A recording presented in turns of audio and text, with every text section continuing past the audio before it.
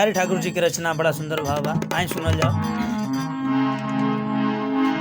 बिहान भइल तोता हो, अरे बिहान भइल तोता, राम राम बोल मनवा,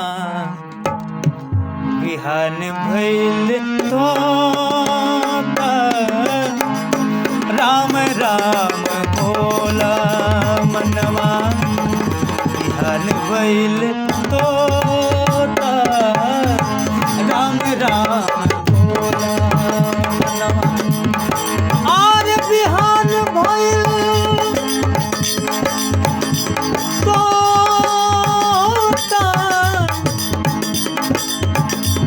बिहान भइल तोता, राम राम बोला मनवा, बिहान भइल तोता, राम राम बोला मनवा, बिहान भइल तोता रे, राम राम बोला मनवा।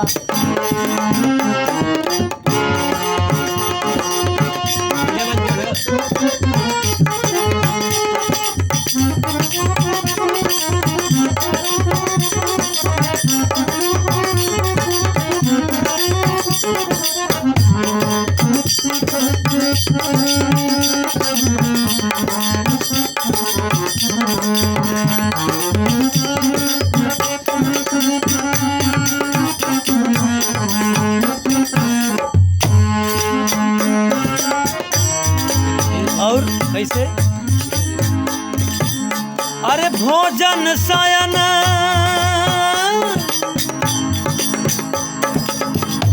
करत निसि बीतल,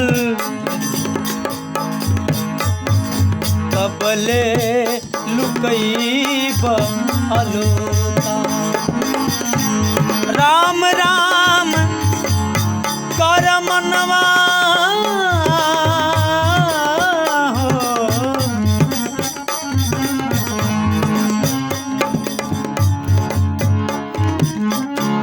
भोजन शयन करत निसि बीतल, कबले लुकैब अलोता, भोजन शयन करत निसि बीतल, कबले लुकैब अलोता हो, राम राम कह मनवा, राम राम बोला मनवा, बिहान भइल तोता हो, राम राम कह मनवा, बिहान भइल तोता, और बिहान भइल तोता हो, हे हे हो, बिहान भइल तोता हो, बिहान भइल तोता, राम राम कह मनवा, बिहान भइल तोता, राम राम कह मनवा, बिहान भइल।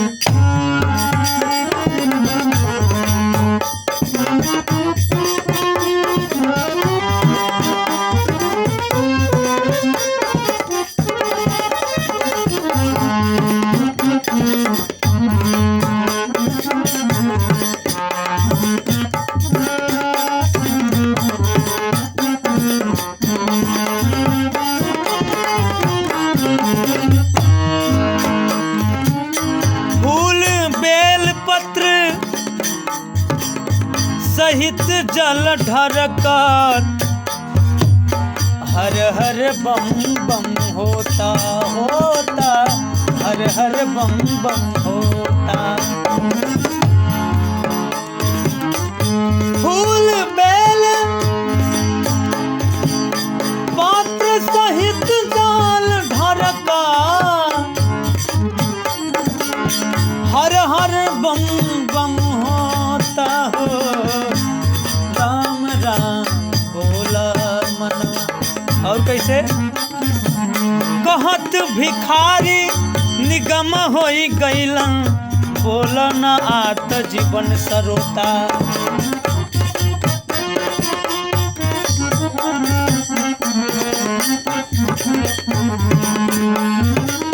कहत भिखारी निगम होई गईला बोल ना